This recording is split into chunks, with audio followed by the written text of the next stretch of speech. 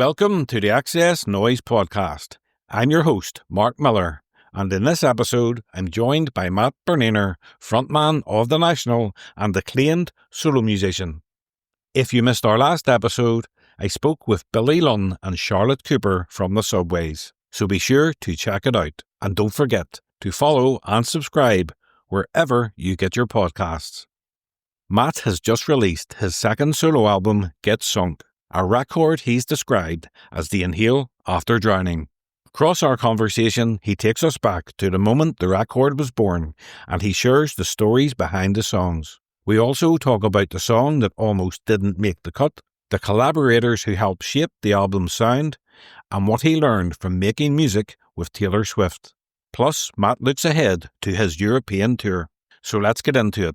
This is Matt Berninger on the XS Noize Podcast.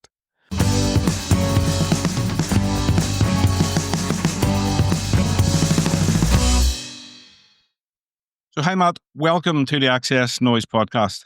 Thank you. Thanks for having me. You recently released your brilliant second album, Get Sunk, your brilliant second solo album. Can you take me to the exact moment the seed for Get Sunk was planted? You know, what hit you that made you think this record needs to happen? That's a good question. Well, honestly, pretty much right after I finished Serpentine Prison, and I released Serpentine Prison, and then the lockdown hit. So I couldn't tour or do anything. But I did do some like television performances, like in a studio with masks and everything, all during that. And I think I did the Colbert Show and stuff. And I had pulled together a band of like friends in LA, including Sean O'Brien and Garrett Lang and Julia Laws and Sterling Laws. And everybody was just like stuck in Los Angeles for so long. And so we started kind of just getting together, because since we couldn't, that was going to be the touring band, and it's the touring band now. Yeah. And so we were just writing songs for a while, right in the middle of the all through the lockdown. And then, the lockdown continued and no touring happened. And I kind of just stopped, put everything down, everything that we had been cooking. And I kind of put down every project I was working on. And I went through like a pretty long phase of just depression and writer's block. So I abandoned like everything. And then when I, coming out of that sort of writer's block period, I had to focus entirely on the National. And so the National wrote, slowly over the process of a year or and a half, wrote those two last National records really quickly, slowly, but in quick succession, and then did all that National touring.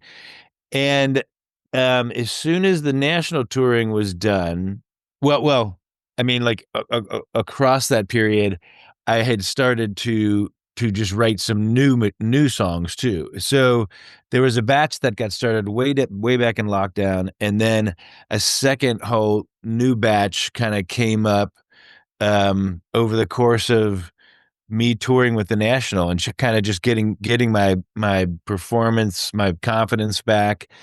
Yeah, so we wrote a whole new batch. So it's kind of a mixture of both of those phases of writing, and I think I abandoned a lot of the early stuff. There's 4 songs that remain from those early sessions, but I abandoned everything else because once I'd gone through this sort of like deep, depressive episode, my perspective on everything had changed. And coming on the other side of that, I couldn't.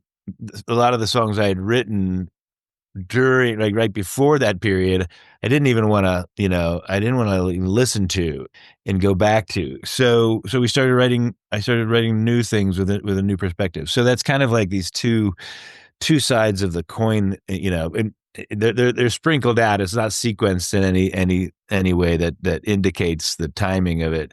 But yeah, the record kind of has a couple of different perspectives on things. Once you had the idea in motion for the album, how did you shape Get Sunk so that it had its own distinct, immersive atmosphere? And did that change the way you wrote or recorded compared to your previous work? Well, a lot of it was written. 6 of the 10 songs on here were written just with Sean O'Brien, just the two of us. You know, we would get together, kind of just like one day a week. And this is before I had moved out of Los Angeles. I'm actually in Los Angeles now, in the studio where I made everything Get Sunk, and we're rehearsing for tour. But yeah, so I would come over here at least one day a week from Venice, California, on the other side of town, and we would just like listen to things we were into. He would either pick up a guitar or piano, and we would just kind of look around for some chords and find a tempo. I mean, like really just from scratch, just like rubbing sticks together to try to start a fire, and that's how we wrote like Bonnet of Pins and all that kind of stuff. Was just the two of us coming up, being inspired, listening to lots of different music, and then just kind of picking up a thing and trying to see what sounds fun, and it was really, really nice. Because so much I'd written so many songs in a way where different collaborators, whether it's guys in the National or everything on Serpentine Prison, someone would send me a musical idea, and it would have a lot of parts and have a thing, and I would pick which ones I felt like I could write to, and that's how I've been writing in almost every, even Elvi. That's how most of the time that writing's done. But with Sean, we were just, we were there, and I was there cooking the music from scratch, and having, just coming up with like what key, what kind of a rhythm, what kind of a mood, right from the very beginning, and as opposed to just reacting to something that's already sort of semi-composed from a music perspective. You said that it isn't strictly autobiographical. Sorry, that's easy for me to say. Yeah, Autobiographical. Yeah, yeah, it yeah. feels personal. What drew you to explore identity through other people and characters? I mean, well, I'm always writing characters, and often they're reflections on real people. Sometimes, I'll directly address real people, my wife or guys in the band or the National, whatever, in songs, but even those, even the song "Corinne at the Liquor Store," for example. um, Corinne doesn't often, never goes to the liquor store. There's no specific memory of, I don't really necessarily have of my wife being in a liquor store, but that song, so I wrote that kind of character, and that was supposed to be kind of like a Raymond Carver sort of type of little short story type of thing and something. So I'm always writing stories, and like Bonnet of Pins is a character who, yeah, kind of reflects someone I did really know, but it's a mixture. I mean, I've been doing that. I do that all the time, and most of the time the songs are about me trying to tell myself something. I'm singing love songs to myself. I was the one at the liquor store. I mean, it should have been called Matt at the liquor store. But cringe just sounded better. You know what I'm saying? So I'm often like, just I create these characters, and sometimes they seem really direct and personal, almost as a disguise to just write about myself. You've called Get Sunk the inhale after drowning. Can you take me back to the moment you first felt like you were coming up for air creatively? On stage with the National, I mean, and not right away. Like the first, getting into the studio to make the first 2 pages of Frankenstein was very, very hard for me. It was like it was getting into like ice cold water. It took me forever to warm up just in the studio, and you can hear it a lot. Like you can hear it in my voice. Like physically, I was like just absolutely just drained of it was hard to explain. I felt like a balloon with no air in it, and just I could not barely function, when we started trying to record and the stuff for first two pieces of Frankenstein, and then starting to do shows. And the first show we did was this Bearsville show, which is actually recorded, and it turned out great. And there's a film of it, but I remember that was a really hard show. I mean, just to stand on stage, like again, after kind of that really rough, you know, loss of bravery, but slowly, like then we kept writing more songs, and then we started touring, and after a few months, I was able to walk on stage and have the energy that start to have the energy back, and not just feel like just a ghost. I felt like a ghost on stage for a while, just not even present. And then suddenly, like, there's like the flame comes on again at some point. It's like I was the Walking Dead for like a year, where like there was no flame, there was no ambition, there was no confidence, there was no bravery, there was very little kindness. I stayed kind where it was most important, but I was mean to myself. And then just, I think, connecting with the audience, opening my eyes, and just connecting again with people, and seeing how many people were really getting something out of what I've done, my body of work and stuff. And I think that's when the light came back on, that little flame that Nick Cave always talks about, that like that flame in the darkness is like, you just have to believe it's still there even when you can't find it. And how are you now? You feeling good now? Yeah, yeah, really. And then I just kept getting stronger and stronger. And by the end of the touring with the National, I felt like our shows, we were better as a band than we have ever been. And we were recording a lot of stuff, right on the road and during sound checks. And I think where the National ended last year was in many ways, I think, our strongest we've ever been as a band, and myself particularly. I think the strongest as a performer on stage. And I was right. I was starting to really write a lot, and so I've been writing a lot, and that's why Get Sunk came out pretty quickly after those last two National records, and I'm still in like really good writing mode. And I moved to Connecticut with my family, and that's been a really, really great, beautiful, replanting of the roots and stuff. And it's just so lovely there. And I love being back within a train ride from New York City. So, yeah. And having gone through that sort of depression, I have a real perspective on it, where I'm like, oh yeah, most of what it was like, it was just absolute, it was anxiety and total burnout, and then, some real stresses that happen. And then the stresses created insomnia.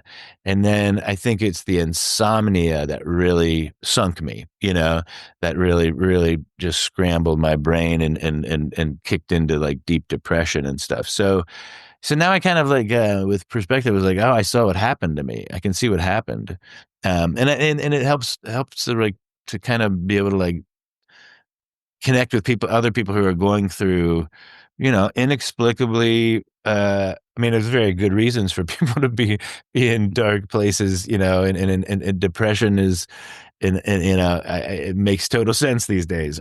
But now having a kind of perspective on it, now I kind of feel almost, never, it's not going to get me again. I don't fear it anymore, because I kind of know what it is. I kind of learned a lot about that, and in other people, I'm able to just really connect with, and empathize with people going through whatever they're going through. So in a weird way, it was a gift. And did writing this new album, was it therapeutic for you after all that? Yeah, I mean, it was. I mean, this record has a lot of, you know, melodramatic, gloomy subtext and stuff, but ultimately it was very much a kind of a reflection. A lot of the stories take place, in like summertime in Indiana and middle America. There are bike rides, and there's like oceans of there's lakes and creeks and oceans of wildflowers and stars and sunsets and there's romance and there's action and some early morning self-discovery kind of moments and stuff, but mostly I wanted it to feel like a very optimistic, honest but brave, kind of like facing record towards the world, and it feels like that. I wanted to make a record that made me feel happy about my life in the world and excited about it, so I wanted to make a romantic, summer, warm, moody record. Yeah, your songs can make people smile and cry in the same verse. So what's Hmm. the key to balancing that without it feeling forced? I mean, it's experiment. You kind of it's. I mean, with pulling together. I mean, the writing is super fluid and generative and non. I don't. I used to like try to like figure out the line before I wrote it down and figure out the perfect way to put it. And then but now I just really write fast and I write all over everything. I write on baseballs. I write on whiteboards. I'm just kind of surrounding myself with lots of words and I write in other novels while I'm reading them just to and then I'll write on my phone and everything. So the writing is happens in a really, really fluid way now when I'm when I'm in that zone. I mean, I could go a week without wanting to listen to music or write a song or some. It's just not there. But then I'll whatever. I'll spend a day, all of a sudden, like 5 hours will go by, and I've just been kind of generating and writing, and so you kind of I don't force it. That's one phase of it, but then there's the editing. It's the kind of pulling together and what are those lines that you don't know why they resonate because they feel like they mean something, but it's just an odd visual, connected to some other phrase that creates a magical a magical energy, just between words and lines and um it's not a I used to like try to like do it like I'm sewing or something and it was too slow. Now I just kind of like let them scatter and kind of connect together like they're magnets, and let them kind of float, the words, and I really do a lot of crafting, but I craft fast and wait and kind of and then try to step back and say, okay, it's done, it's and not overcook it, and so it's just a real fun. It's become a really again a really fun process for me, and yeah, I don't know why it is. It's like sometimes you just like this phrase right next to that phrase just but does a loop de loop on your in your heart, and I love it when I catch one of those like why does that just feel sometimes it's just a title, Bonnet of Pins itself was just I was looking at a sculpture by an artist named Angela Ellsworth, that is this Amish bonnet that with all these pins stuck into it, and that's not the name of the work. And I was like, what is that bonnet of pins? And I just texted myself bonnet of pins. I had that, just in my collected, folder of just millions of Lego ideas for a long time, and then I just started thinking like imagining this person and this bonnet of pins being this metaphor for whatever her craziness or anxiety or whatever it is, and then started writing a character and thinking about real people and real places and um yeah, I don't know. In the song Breaking Into Acting, I love the line, sometimes you have to fake forgiveness before you can actually forgive. Was that a personal truth or an observation, a universal observation?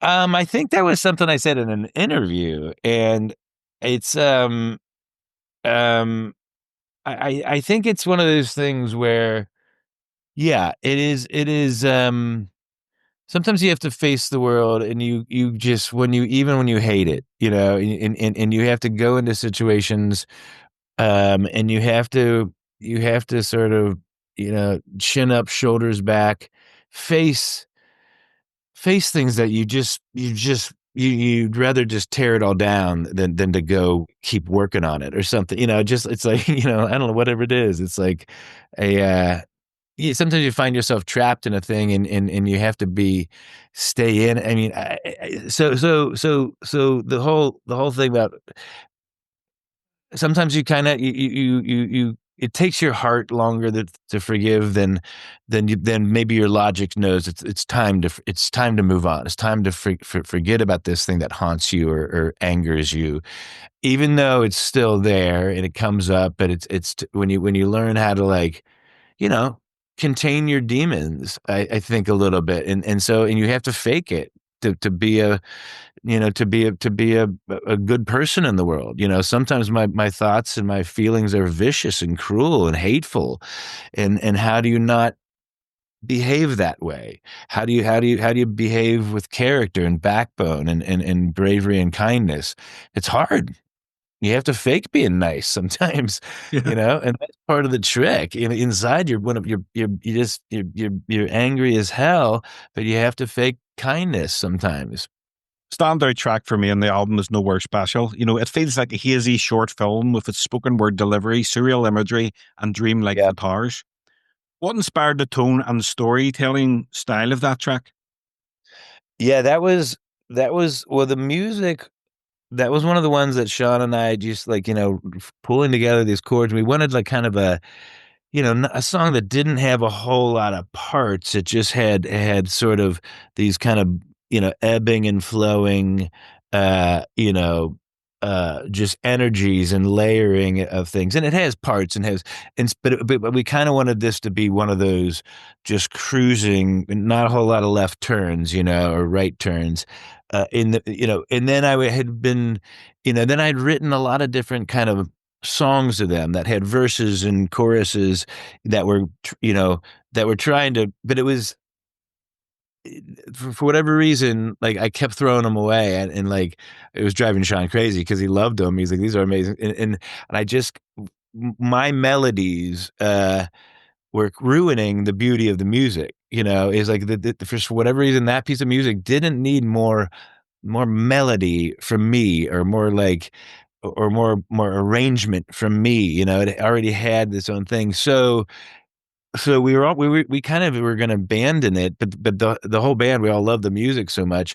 It was right at the last day, and it was the after the National had played a show in Los Angeles, and 'cause I'd already moved out of Los Angeles. I didn't live here anymore, and I went in to I had spent a day with Sean finishing up, putting final touches on some things, and I had all these leftover lyrics, and we opened that one up again, and I was literally late for a meeting with the label about the record, and that's how it starts, and so I just, like, was going. I was writing down even things that were, some of it's me talking to Sean, in as he's engineering and I'm in the vocal booth, and then it just kind of slips into, like, a lot of slush lyrics that I had left over that, unedited, uncrafted, and I let it be pretty uncrafted, and then I ran out of space, and I kind of went back and started pulling out pieces of it.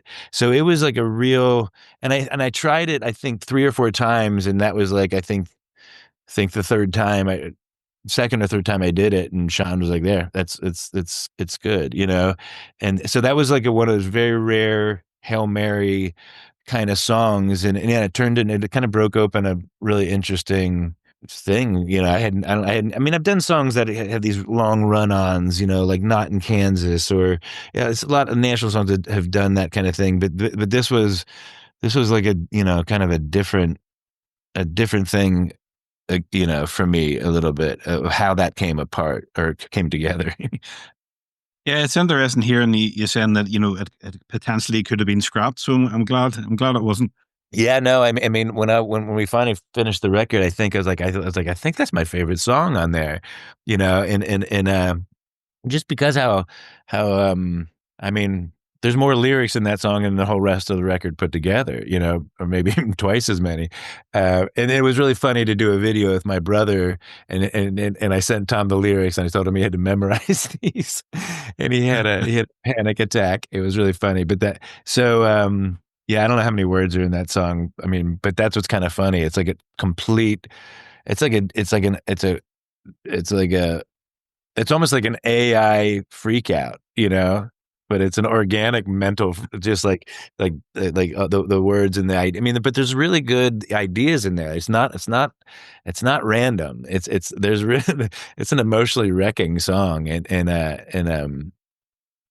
Yeah, I know what everything means, it's not nonsense by any stretch. There's a lot of great guests on the album. They've Meg Duffy, Julia Laws, Walter Martin, each bring distinct voices. Can you share a moment where one of them completely changed the direction or feel of a track?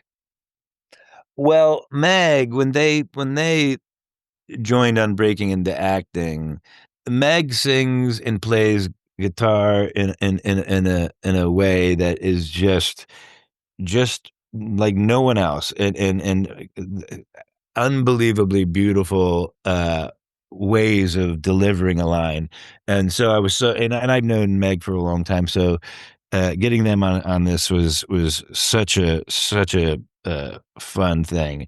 And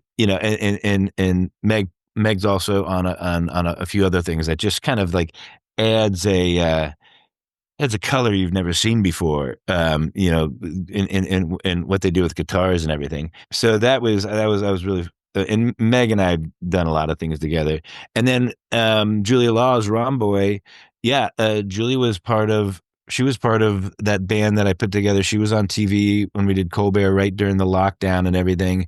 And I've known Julia and Sterling and Garrett for, Julia and Sterling for about 5 years, Garrett and Sean for 12 years, or 10, 15 years. So Julia's been a big part of this band for so long. But then to be able to write with Julia, like Silver Jeep, especially, like Julia really wrote some of that with me, and what Julia does with the melodies on Silver Jeep and is really special. But then Julia's kind of all over the record, and Julia's really essential for the live show and everything too. And I have a song. Julia has a song featuring me coming out, I think tomorrow. And Okay. maybe your podcast will already be out, or won't be out or it'll be out by the time this comes out. But yeah, so yeah, it's kind of like we're a pretty tight unit, and like this is like I consider these four people my total wrecking crew, like my you know, yeah, it's a really organic, fun gang, and then bring in a lot of other people like Walt and Meg, and Walt wrote, Inland Ocean with me. That was one of the ones from way back, and Walt's been a hero of mine, since I moved to New York City in 1996, like Jonathan Fire Eater. I never got to see them, but like I had heard like they were the coolest guys in New York City. They were the tip of the spear in terms of that whole New York thing. And then the Walkmen as well, and then it was the Strokes and Interpol and everything. So yeah, I've Walt Martin is like a legend to me. Yeah, talking about collaborating, Taylor Swift just announced another album. You said recently that Taylor Swift is like John Lennon to many people. Uh-huh. And you've collaborated with her on Coney Island and The Alcott. Yeah. Was there one thing she did in the studio that made you think that's why she's at the top?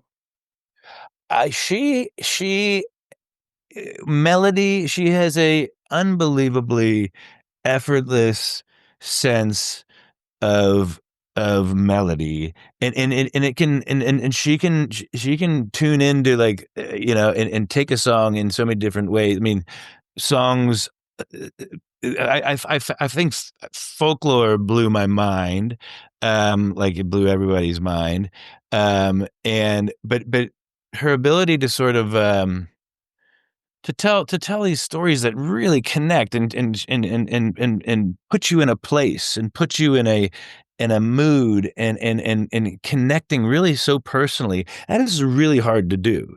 I think I'm pretty good at it, and it's hard to write songs that are personal.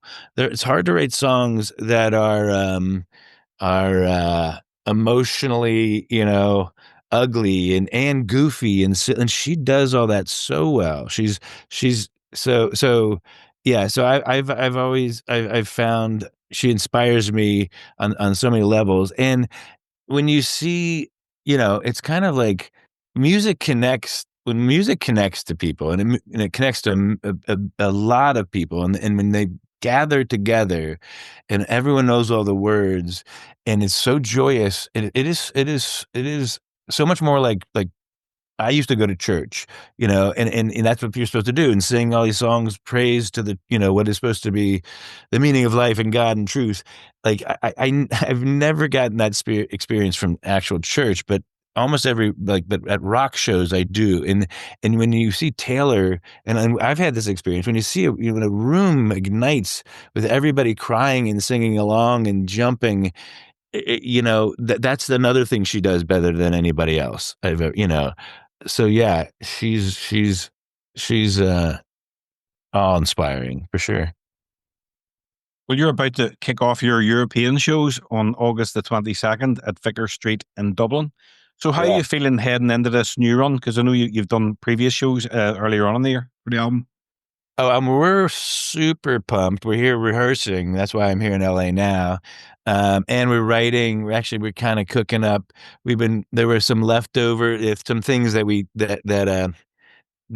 didn't make it on the album. And then since we've been touring a little bit and we did the US tour, we we've been hanging out writing, in hotel rooms and backstage and sound checks. And so yeah, we've been cooking new stuff, and we're it's a really tight band, and everybody's a really good hang. So we're all excited. We're about to spend like a next month together. And all the venues we're playing are I'm so excited because the venues are so beautiful, and they all have so much character. And yeah, so we're totally we're living on a bus. It'll be fun. Yeah. One of the sort of quick fire sort of questions, Matt, of previous albums that you've worked on, whether it been solo, Elvi, or the National. So just when I mention an album, whatever first comes into your head. So we'll start with Serpentine, Prison, your first solo album. First thing comes to my head about that album. Yeah, or memory. Yeah, well, I mean, that was Booker T. Jones is the first thing that comes into my head. But I had been that started out being an idea to do a bunch of covers that I wanted, and I'd reached out to Booker if he would if he would produce an album of covers, like he had done with Willie Nelson and Willie Nelson's Stardust. So that whole record, and but I also had all these like a lot of different kind of random songs I had written with people like Walt Martin and Mike Brewer, and Hayden Desser and just a bunch of people, and everybody came to. So I had all these like kind of loose end songs. And so I invited everybody to come for like a day or two, like rotating cast of friends, all out to Venice, California, to spend like 2 weeks in the studio. I was in there, Booker and I were there solid for 2 weeks straight, but everybody I wrote these songs with kind of all came and spent like 2 or 3 days each and kind of rotated. So it was this really like cavalcade of friends hanging out in Venice, and Booker at the center. So that's what I think about. That's a lot, but yeah, Booker T. Jones. That's what Serpentine Prison revolves all around him. Elvi, Return to the Moon. Well, Brent, who also was part of that Serpentine Prison record, Brent and I became friends. Yeah, I don't know, decades ago when the National and Menomina toured together, and that was like a real slow cooking, like batch. We built. Those songs came together like one at a time. Kind of, he was busy, I was busy, but that Elvi record, finally we had enough songs for a record, and we got together and did that real quick, and that was really fun, and toured and had a really fun, and that was just that was, I needed kind of to do something outside the national. That was the first thing I'd kind of done outside of the national, and that was everybody. That was right at the moment where everybody was sort of like needed another project to take the pressure off the national, and so that opened a lot of new ways of thinking for me, and working every single artist I've worked with or written with, every musician I've written a song with is so different, and so like Brent it's very different than Aaron and Sean O'Brien, and and Booker T. Joe, everybody that it's like a whole. You'll get an entirely different type of chemistry of songs with different people, and so I love that. I love not being totally in control of what something's going to sound like. It's going to be a hybrid of this person's chemistry and their soul and yours, and it's funny. It's fun to see, like, well, how does that clash? How does that work? And so Elvi has a very particular chemistry, and Brent and I continue to write a lot of songs together, and yeah, so I do see a future Elvi record. Yeah, I'm we never like make any commitments to it because we're both doing tons of stuff, but I'd be very surprised if Elvi didn't pull together a record pretty soon here. Yeah. And last album, they asked you about, my entry point to the national was High Violet. So what do you think of? Oh wow. I mean, that is a tough, like where was my head and all that? I know, I think that one, um,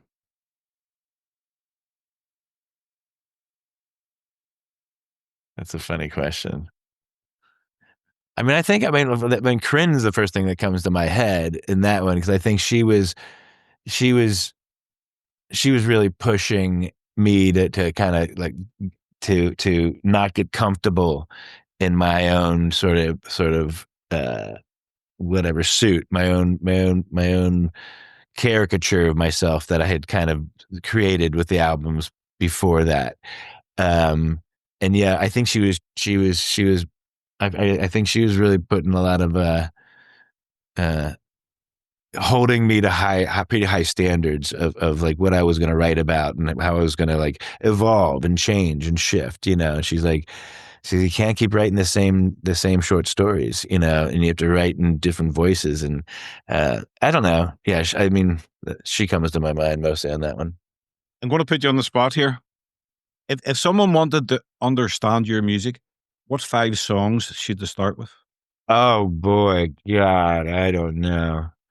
Um, about today. Um, that's a pretty. I mean, it's a real. That one kind of goes right to the very direct, almost just like a real sensitive, fragile conversation with no with no filler. You know, I'd say, and that's a type of song that is like just that honesty or that approach, like trying to like taking that courageous step to talk. Uh, That's a good one. I mean, Blood Buzz Ohio, I mean, in a big way, is so much about identity, and I think that was when I realized I was not a guy from Ohio anymore, or I could not connect with who I was anymore after I'd spent a couple of years in New York, but I also was, that one's a good one. That's just kind of like somebody in having a bit of a leaping off point in terms of their own identity. And I think I keep writing songs about identity. I mean, Get Sunk is so much about trying to deconstruct this idea of who you think you are, because you can who you are is who you are now moving forward. The past is abstract, is the past is as abstract and maybe misremembered as your speculative future. So once I write a lot about that. So I'll jump to another site. Pink Rabbits. I just, one of those ones that just magical, just a magical. I mean, the piano, Aaron. I think we loved that when we knew that was just going to be so special, and that was at the time kind of different for us, I think, and I don't know, that one's just a really singing it it's kind of a challenging one to sing because I was like, it's kind of also I push myself melody wise to kind of up in the higher registers, and so that's a major song for us. I would say something like, just because like to like Smoke Detector, where we kind of left off, I feels like a big leap jumping off point for the national. So I think, yeah. Did I say five? Was that five? I think I got five. Yeah, I think so. Yeah. Finally, Matt. Finally, Yeah. what's next? Are you going to put out more solo stuff, more national stuff, or are you just going to take things as they come? I mean, the Nationals slow cooking, and it's like, and everybody's like kind of, we did 2.5 years of touring, and there's two records right in the way, right. And it was great. And we ended in, like I said, in a healthier place than ever. And so, I think everybody like kind of has been waiting for it. My daughter just turned 16, but everybody else's kids are still little, and they I think everybody's now is when we really, really, really don't miss these times with our kids and stuff. So the Nationals on a I won't call it a hiatus, but like a slow cook period, just and just collecting ingredients and that kind of thing, and then doing other things. But I am writing a lot. I've been writing a lot with Brent Elvi. I've been writing a lot with this band, with Sean and Julia and Garrett and Sterling. And I've been writing a lot with a few other people on different things. And kind of like doing a lot of like fun little. I've been hanging out with Roseanne Cash, doing a lot with her. There's a just yeah. I've been my hands have been in a whole bunch of things lately, and so there will be a lot more coming out. But when the national, probably you know TBD on the national. It'll be a while. Okay. Well, Matt, thank you very much. I really appreciate the time. I absolutely love this Yeah, album. thanks, It's Mark. fantastic. Thank Really, you, really Mark. enjoyed the conversation. I just wish we had more time, but hey ho. So have a Yeah, good day. I appreciate it. Thanks so No much. problem. Talk to you Take it soon. easy. Bye, Matt. Bye-bye.